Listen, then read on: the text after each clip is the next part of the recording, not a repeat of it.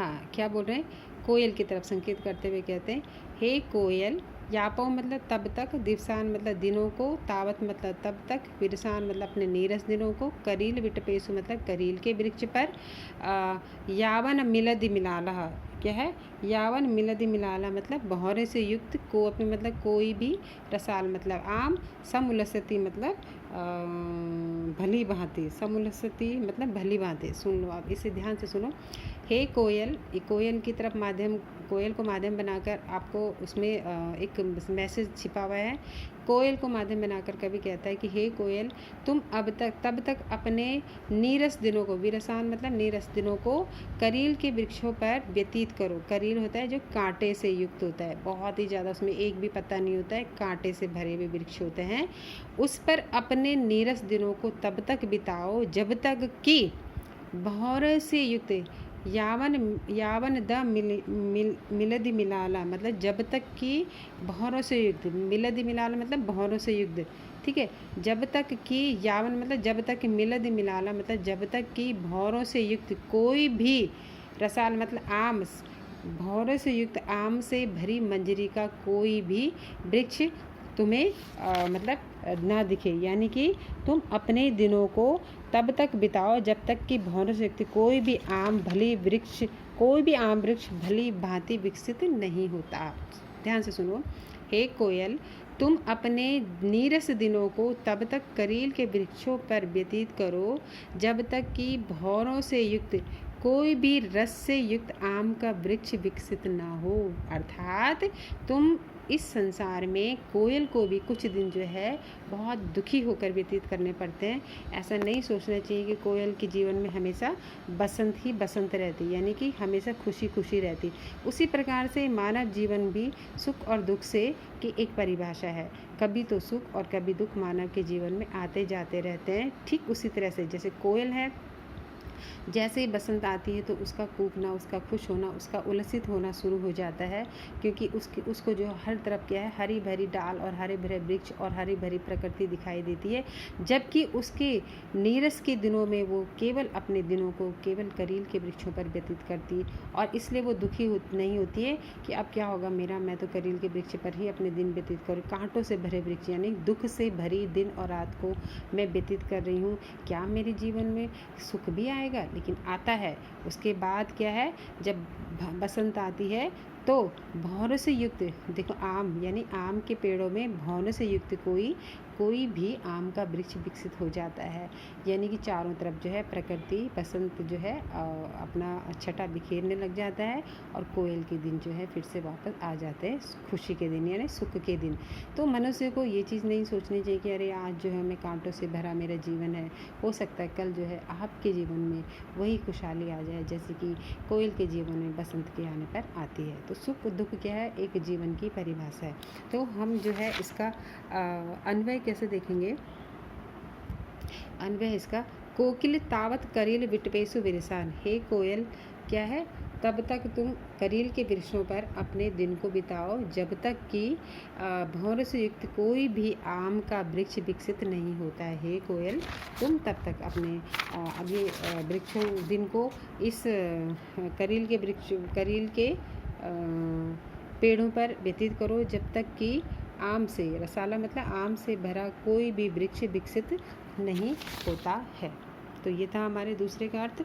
अब हमारे पास तीसरा आ जाता है, रात्रि गमिष्यति भविष्यति सुप्रभाता उदशेति हर्ष्यति पंकजाली इत्थम विचंति कोशगति दुरभे हा हंत हंता नलिनी गज उजहारा। क्या है, रात्रि गमिष्यति मतलब जाएगी, रात जाएगी, भविष्यति सुप्रभाता और सुबह होगी। ये तो सृष्टि का नियम है, रात जाने पर सुबह होती है। तो ये किसको संकेत बनाया गया है, भौरे को, ठीक है। दुरफे मतलब भौरा जो है उसको जो है यहाँ पर क्या है माना गया है, दुरफे मतलब कली के अंदर बैठा जो भौरा है।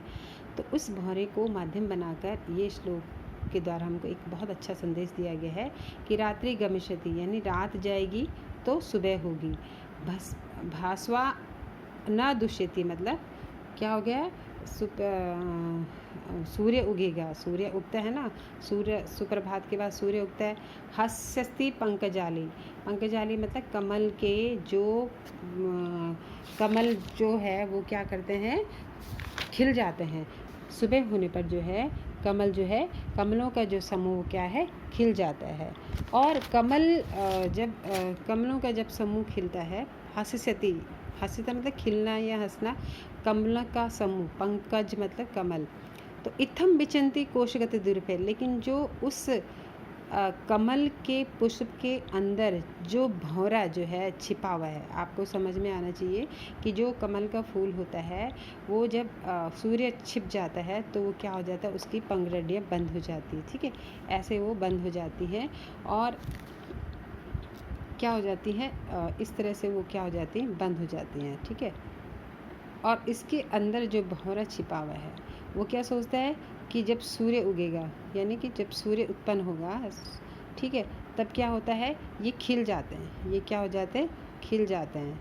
कौन, कमल का फूल खिल जाता है। इसके अंदर जो भौरा है वो सोचता है कोई बात नहीं, जब सुबह होगी तो मैं जो हूँ यहाँ से बाहर आ जाऊँगा और मैं उड़ जाऊँगा, मुझे कोई इसकी दिक्कत नहीं है, ये तो रोज़ का क्रम है। सूर्य छिपता है तो क्या है, कमल बंद हो जाते हैं, और सूर्य उगता है तो कमल खिल जाता है।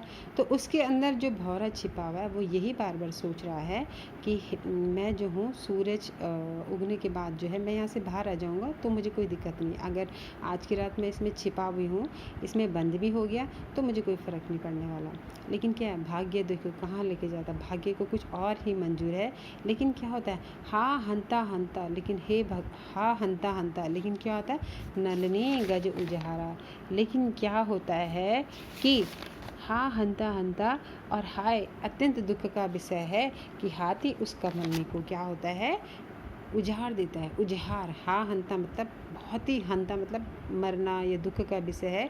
नलिनी गज उजहारा, नलिनी मतलब उस कमलनी को जिसके अंदर वो भौरा छिपा हुआ है उसको उजाड़ कर रख देता है।